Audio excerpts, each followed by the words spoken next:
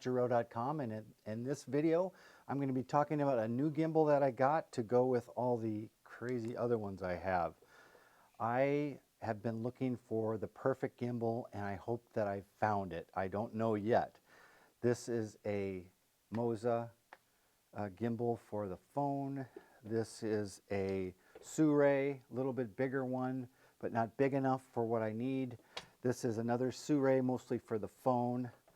This is a Moza Air 2, which is a very nice heavy duty, much like the DJI Ronin S.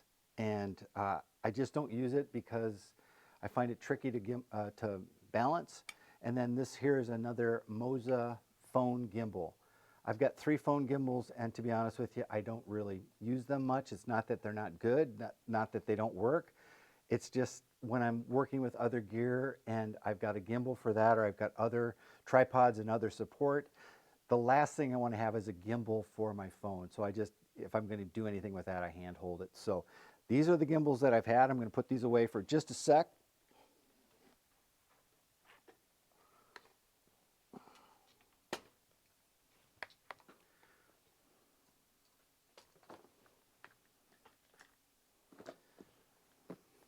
I just got it at Best Buy today, and it was priced very competitively at the same price as you would find at any other camera stores or on Amazon. And so I'm very happy to get it from a place that I can always take it back to.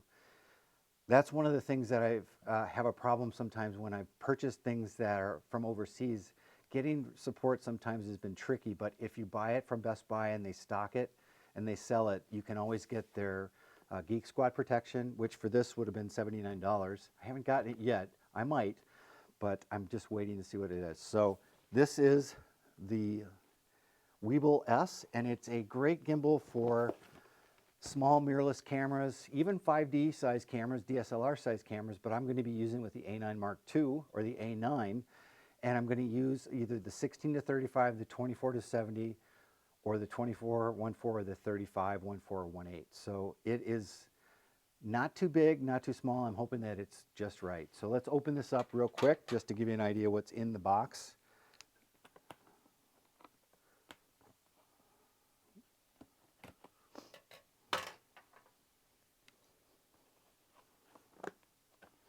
This is not a new gimbal. I mean, in terms of it's been out for a while, but it represents what I see happening in the gimbal space, is finding that right size for the right tools for small videography production companies like mine, who don't want to be encumbered with a big rig, but want to be able to still have something that's going to work really well. So let's open this up, see what we got.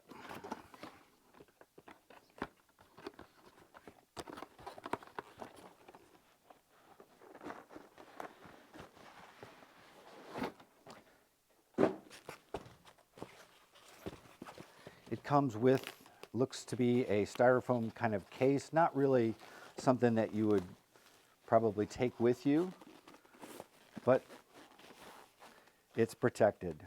All the paperwork that comes with it.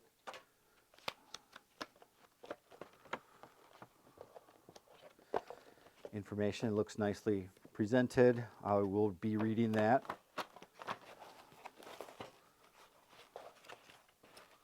It's super light, that is for sure. This is the kind of the foam protection for it. The top part of it runs off of these special type of batteries. You can buy more of them. The specs say that it's a 14-hour runtime, so I don't know if that's the case. We'll find out. And let's see.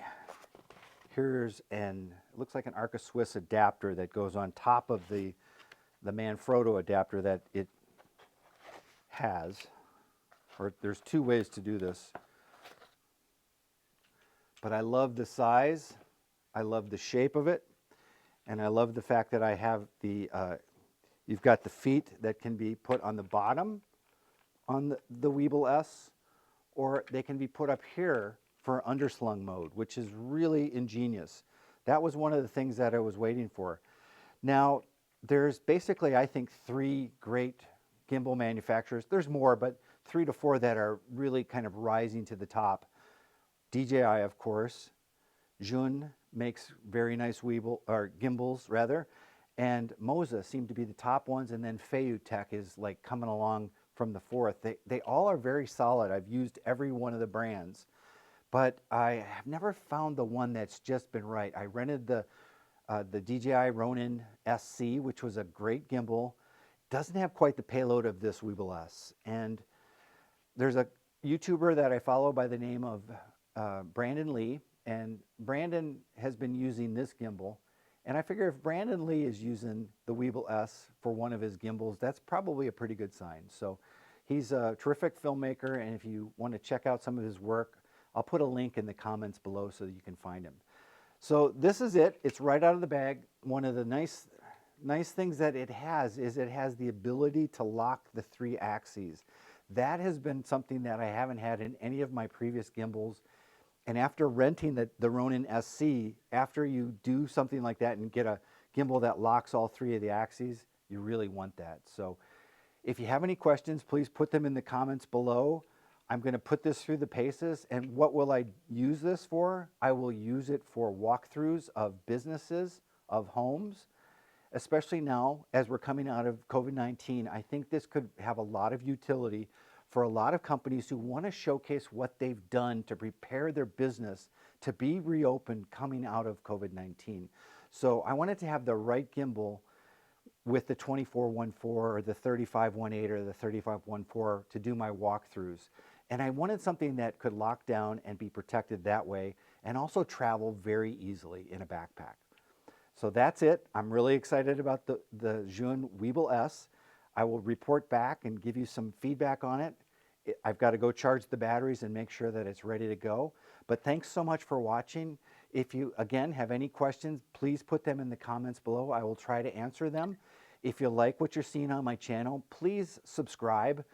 I am really excited about some of the things that are coming up. I'm going to be doing a class online for unique photo starting in June. We haven't dialed in the dates exactly, but it's going to be a class about using stills and video together with Sony mirrorless cameras. Now, you don't have to use Sony to participate in the class, but it will help because I am very Sony-centric, Sony-sponsored, and I'm really happy to share what I know about Sony.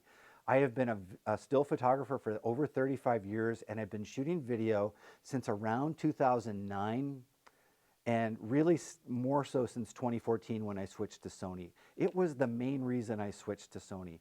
The ease of shooting video, not that it makes you a good videographer or a cinematographer, but it sure is a lot easier to shoot video with a mirrorless camera than it is with, I found, a DSLR. So thanks for watching. We'll talk to you later. Bye-bye.